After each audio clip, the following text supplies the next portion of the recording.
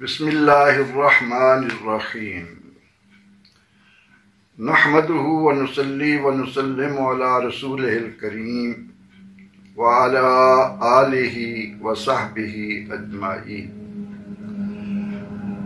حضرات محترم، جیسا کہ آپ کے علم میں ہے کہ ہم نے قیامت پر یقین اور اس کی نشانیوں کے متعلق ایک سلسلہ شروع کیا ہے۔ اس ضمن میں قرآن و سنت کے اس ادنیٰ طالب علم کی یہ دوسری کاوش ہے، یہ دوسرا سلسلہ ہے جو آپ کی خدمت میں پیش کر رہے ہیں۔ اہل ایمان ہم اس حقیقت سے بخوبی آشنا ہیں کہ قیامت ہمارے ایمان کا بنیادی جز ہے، اور اس پر حقیقی معنوں میں ایمان لائے بغیر ہم اپنی دنیاوی اور اخروی اصلاح سے دور رہتے ہیں۔ اللہ رب العزت جو سب سے بڑھ کر سچا ہے، جس کی ہر بات آخری اور اٹل ہے، اس نے اپنے کلام مجید میں حکمتوں سے معمور قرآن میں ہمیں بے شمار مواقع پر اس کے متعلق بتایا، لیکن اختصار کے ساتھ آپ کو سمجھانا مقصود ہے تاکہ ہم اپنے ایمان کو مکمل کریں اور اپنے اعمال کی اصلاح کر سکیں۔ اس لیے مختصراً ایک دو حوالوں کے ساتھ ہی آگے چلوں گا۔ اللہ تعالیٰ نے جب ہمارے باپ آدم علیہ السلام کو اتارا تو ان سے یہ فرما دیا گیا کہ تمہارے پاس میری طرف سے ہدایت آئے گی، اور اس ہدایت کے مطابق زندگی بسر کرنے والے کو جنت ملے گی، میرے انعامات ملیں گے، اور وہ جنت ظاہر ہے کہ قیامت قائم ہونے کے بعد ہی ملنا ہے۔ پھر پروردگار عالمین نے ایک مقام پر فرمایا کیف تکفرون باللہ وکنتم امواتا، تم اللہ کے منکر کیوں کر ہو سکتے ہو، اس کا کفر کیوں کرتے ہو، کس طرح تم میں یہ ہمت ہو سکتی ہے کہ تم اللہ کو جھٹلاؤ۔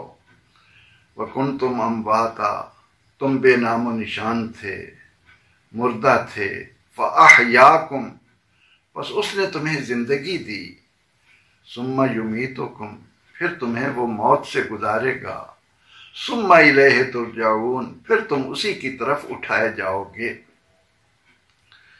اسی طرح قرآن پاک میں یہ بھی فرمایا گیا کہ افحسبتم انما خلقناکم عبثا، کیا تمہارا یہ خیال ہے کہ ہم نے تمہیں یوں ہی بیکار اور بے فائدہ بنایا ہے اور تم ہماری طرف لوٹ کر نہیں آؤ گے؟ وَأَنَّكُمْ إِلَيْنَا لَا تُرْجَعُونَ، نہ بیکار پیدا ہوئے ہو، نہ دنیا میں ہمیشہ رہنے کے لیے آئے ہو، اب ہمارا اس ذات کی طرف رجوع قیامت کی صورت میں ہونا ہے۔ اب قیامت کے ضمن میں بھی قرآن کریم میں متعدد مقامات پر اس انداز سے بتا دیا گیا کہ اسرافیل علیہ السلام سور پھونکیں گے، وہ بگل سور اپنے منہ میں لے کر اس بات کے منتظر ہیں کہ جو ہی رب تعالیٰ کا حکم ملے وہ اس کو نفخ کریں، پھونکیں، اور اس کے بعد کیا کیفیت ہوگی؟ اذا نفخ فی الصور فصائق من فی السماوات والارض، ایک کڑک پیدا ہوگی، ایک صاعقہ پیدا ہوگا، اور اس کی بنا پر دنیا اور آخر زمین اور آسمان سب کے سب ختم ہو کر رہ جائیں گے۔ کہیں فرمایا ان زلزلۃ الساعۃ شیء عظیم، قیامت کا زلزلہ بہت بڑی چیز ہے۔ کہیں فرمایا گیا اذا زلزلت الارض زلزالها واخرجت الارض اثقالها، زمین ہلا ہلا ڈالی جائے گی اور یہ زمین سارے بوجھ اپنے اندر سے نکال کر باہر پھینک دے گی۔ کہیں کہا گیا القاریہ مل قاریہ وما ادراک مل قاریہ، کھڑکھڑاہٹ، تمہیں کیا معلوم وہ کھڑکھڑاہٹ کتنی زبردست ہے۔ اس کھڑکھڑاہٹ کی بنا پر، اس کڑک کی بنا پر زمین و آسمان ریزہ ریزہ ہو کر، پہاڑ رنگین دھنی ہوئی روئی کے گال بن کر اپنے آپ کو کھو ڈالیں گے، ان کا وجود مٹ جائے گا۔ یہ قیامت کے وقوع کے ضمن میں بڑی ہی اختصار کے ساتھ ہمارے رب تعالیٰ کا وعدہ ہے، رب تعالیٰ کا اعلان ہے۔ یہ قیامت کب قائم ہوگی، اس کا علم صرف ہمارے رب کے پاس ہے۔ وہ اپنے فضل و کرم سے کسی کو بتائے، اس پر آگاہ کرے، تو یہ اس کی مرضی پر منحصر ہے۔ بحیثیت مومن مسلم ہمارا یہ ایمان ہے کہ اندہ علم الساعہ، قیامت کا علم اللہ کے پاس ہے۔ اس سے پہلے بھی میں نے عرض کیا کہ نبی اکرم رحمت عالم صلی اللہ علیہ وسلم نے فرمایا کہ میں اور قیامت اس طرح دو جڑے ہوئے ہیں۔ اب قیامت نے قائم ہونا ہے، کب قائم ہونا ہے اس ضمن میں ہم کچھ نہیں کہہ سکتے۔ حدیث جبریل جب ہمارے سامنے آتی ہے، فاروق اعظم رضی اللہ عنہ اس کے راوی ہیں، اور بڑے خوبصورت انداز میں انہوں نے نبی اکرم رحمت عالم صلی اللہ علیہ وسلم کی باتیں ہم تک پہنچائیں۔ فرماتے ہیں کہ ہم آقا علیہ السلام کی خدمت میں موجود تھے، ہمارے پاس ایک شخص آیا جس کے بال گھنے سیاہ، لباس بالکل سفید، مسافر بھی معلوم نہیں ہوتا تھا اور ہم میں سے کوئی اسے جانتا بھی نہیں تھا۔ وہ آگے بڑھا اور اس نے اپنے گھٹنے نبی اکرم رحمت عالم صلی اللہ علیہ وسلم کے گھٹنوں کے ساتھ ملا دیے، ٹیک دیے، یعنی مؤدب ہو کر بیٹھ گئے۔ پھر اس نے سوال کرنا شروع کیا، اسلام کے بارے میں پوچھا، ایمان کے بارے میں پوچھا، احسان کے ضمن میں پوچھا۔ اور احسان کے ضمن میں جو بات جبریل امین علیہ السلام نے پوچھی، اس پر سرور کائنات صلی اللہ علیہ وسلم کا جو جواب ہے، اسے سن کر مومن کا دل خوشیوں سے باغ باغ ہوتا ہے، کھل اٹھتا ہے۔ جب اس نے پوچھا کہ احسان کیا ہے، تو سرور دو جہاں امام المرسلاں صلی اللہ علیہ وسلم نے فرمایا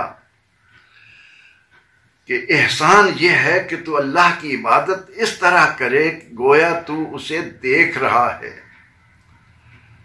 فَإِن لَمْ تَكُنْ تَرَاهُ، اگر تو نے اپنے اندر وہ استعداد اور قابلیت پیدا نہیں کی، اپنے آپ کو اس منزل پر نہیں لایا کہ اللہ کا دیدار کر سکے، تو کم از کم اتنا تو یقین کر کہ وہ تجھے دیکھ رہا ہے، انہو یرا۔ اس کے بعد جبریل امین علیہ السلام نے سوال کیا کہ متی الساعہ، قیامت کب آئے گی؟ نبی رحمت صلی اللہ علیہ وسلم نے اس سوال پر اسے یہ جواب نہیں دیا کہ انا لا ادری، بلکہ بڑا خوبصورت انداز اپنایا، فرمایا مل مسعول بعالم من السائل، اے سوال کرنے والے، تمہیں معلوم ہے کہ اس ضمن میں ہماری کہاں تک رسائی ہے، کہاں تک اجازت ہے۔ لفظی ترجمہ بنتا ہے کہ جس سے سوال کیا گیا وہ سوال کرنے والے سے زیادہ نہیں جانتا۔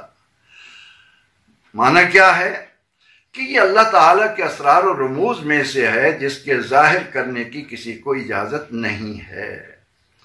تو اس کے بعد جبریل امین علیہ السلام نے اسی گفتگو میں یہ سوال کیا کہ قیامت کی کچھ نشانیاں، تو نبی اکرم رحمت عالم صلی اللہ علیہ وسلم نے اس موقع پر دو نشانیاں بیان فرمائیں کہ ان تلد الامۃ ربتہا، اولاد ماں باپ کی نافرمانی کرے گی، اور ان تر الحفاة العراة رعاء الشاة یتطاولون فی البنیان، تم ننگے پاؤں چلنے والے، بکریاں چرانے والوں کو بڑے بڑے محلات میں دیکھو گے۔ یہ قیامت کے قرب کی دو نشانیاں اس موقع پر بیان فرمائیں، لیکن ان نشانیوں کا تذکرہ ہم تفصیل کے ساتھ آگے چل کر کریں گے۔ آج کی گفتگو میں مجھے یہ جاننا تھا اور آپ تک یہ بات پہنچانی تھی کہ قیامت کا وقوع اللہ رب العزت نے یقینی بنایا ہے، اس نے ہر حال میں قائم ہونا ہے۔ بہتر تو یہی ہے کہ ہم اپنے خالق و مالک کی، جس نے اپنے قدرت کاملہ سے ہمیں یہ خوبصورت وجود دیا، اسی پر یقین کافی ہے۔ لیکن ہمارے ہاں طبیعتیں کچھ ہیں جو چاہتی ہیں کہ کچھ دلائل ہمارے سامنے ہوں، تو یاد رکھیے عقل کا تقاضا ہے کہ قیامت قائم ہونی چاہیے۔ کیوں؟ دو امور کی بنا پر۔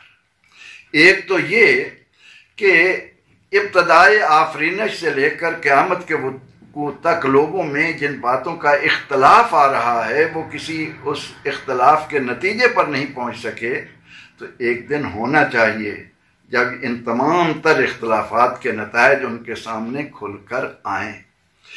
اور دوسری ضرورت اس لیے ہے کہ کیا دنیا میں جو کمزور افراد آئے، دنیا کے اندر وہ افراد جن کے پاس وسائل نہیں، طاقت نہیں، اور ان پر جابروں نے، ظالموں نے، طاقتوروں نے، مال و زر رکھنے والوں نے ظلم و تعدی کیا، تو کیا وہ اس دنیا میں صرف ظلم کا نشانہ بننے کے لیے آئے تھے؟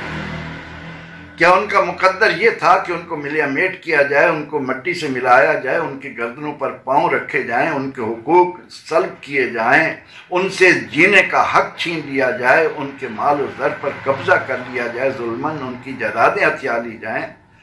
تو ایک دن ایسا ہونا چاہیے جب ظالموں کو ان کے ظلم کا پورا بدلہ ملے، اور وہ قیامت کا دن ہے۔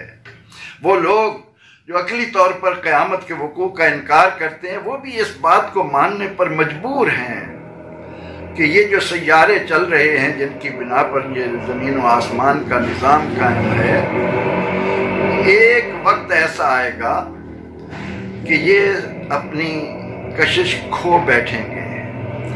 جب وہ کشش، یہ سکل ختم ہوگی، تمام تر سیارے جب اپنے ایک دوسرے سے ٹکرائیں گے، تو اس زوردار دھماکے نے کچھ باقی نہیں رکھنا۔ یعنی ناک کو سیدھی طرح پکڑنے کی بجائے الٹے ہاتھ سے پکڑنے پر ہم مجبور ہیں۔ دوسری بات وہ یہ کہتے ہیں کہ پانی کی سطح ہر سال کم ہو رہی ہے۔ ایک ایسا وقت آئے گا کہ یہ زمین پانی سے محروم ہو جائے گی۔ جب پانی نہیں ہوگا، وَجَعَلْنَا مِنَ الْمَاءِ كُلَّ شَيْءٍ حَيٍّ، ہم نے تو زندگی حیات کا نظام ہی پانی سے رکھا ہے۔ جب پانی باقی نہیں ہوگا تو کائنات خود بخود ختم ہو جائے گی۔ بہرحال یہ انسان کی عقل کے ڈھکوسلے ہیں۔ ہمیں ایمان لانا ہے اس حکیم و علیم پر، عزیز و جبار و قہار پر، اس قدرت کاملہ رکھنے والے پر۔ اس کا فرمان یہ ہے کہ میں نے اس کائنات کو ایک مقررہ وقت تک رکھا ہے، اور اس نے کب آنا ہے یہ علم میرے پاس ہے۔ ہمیں پیغمبر رحمت صلی اللہ علیہ وسلم نے اتنی بات ضرور بتا دی کہ قیامت جب قائم ہوگی تو جمعہ کا دن ہوگا اور محرم کی 10 تاریخ ہوگی۔ اسی لیے علماء نے لکھا کہ جب جمعہ کا دن آتا ہے تو انسان کے علاوہ جتنے بھی پرند چرند، جنگلوں میں رہنے والے، سمندروں میں رہنے والے، وہ کانپتے ہیں کہ کہیں یہ دن قیامت کے وقوع کا دن نہ ہو۔ تو ہمیں آج اس مختصر گفتگو میں صرف یہ بات ملی کہ اللہ تعالیٰ نے قرآن کریم میں فرمایا کہ قیامت قائم ہوگی۔